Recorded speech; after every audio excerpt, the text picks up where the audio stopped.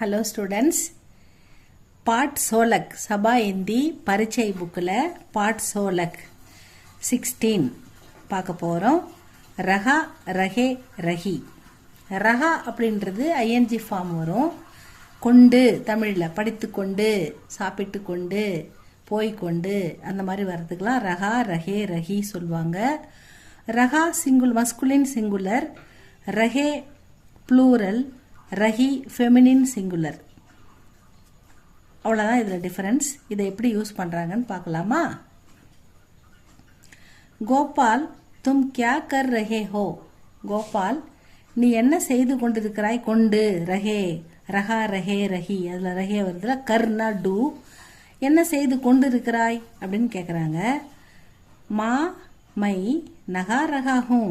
அம்மா நான் குளித்து கொண்டிருக்கிறேன் அப்படின்னு அவங்க சொல்கிறாங்க. மையில் முடிச்சா ஆரம்பித்தா ஹூவில் முடியணும்னு சொல்லியிருக்கேன்.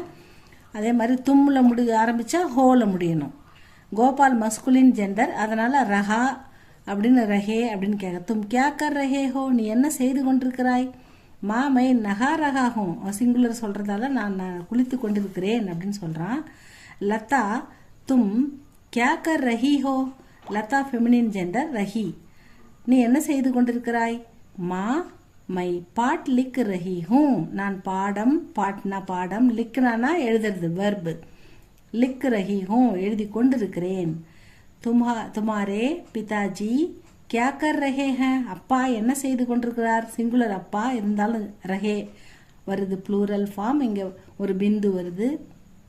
இது எல்லாமே ரெஸ்பெக்டிவ் ஃபார்மில் வருது, ஏன்னா பிதாஜி அப்படின்றதால. வே பகீச்சே மே டகல் ரஹே ஹே. டகல் அப்படின்னா வாக்கிங், நடக்கிறது.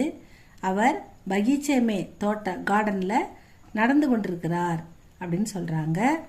அடுத்தது வஹு கவுன் ஹே. அவர் யார்? வஹு தோபி ஹே.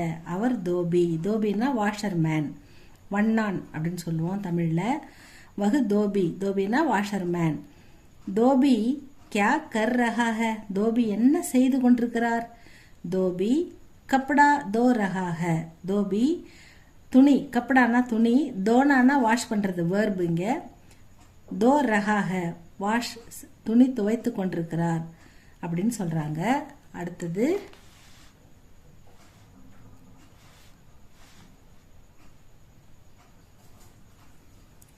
யஹ் பில்லி ஹே. இது பூனை. பில்லி கியா பீ ரஹி ஹே. என்ன குடித்து கொண்டிருக்கிறது? பில்லி கியா பீ ரஹி ஹே, என்ன குடித்து கொண்டிருக்கிறது? பில்லி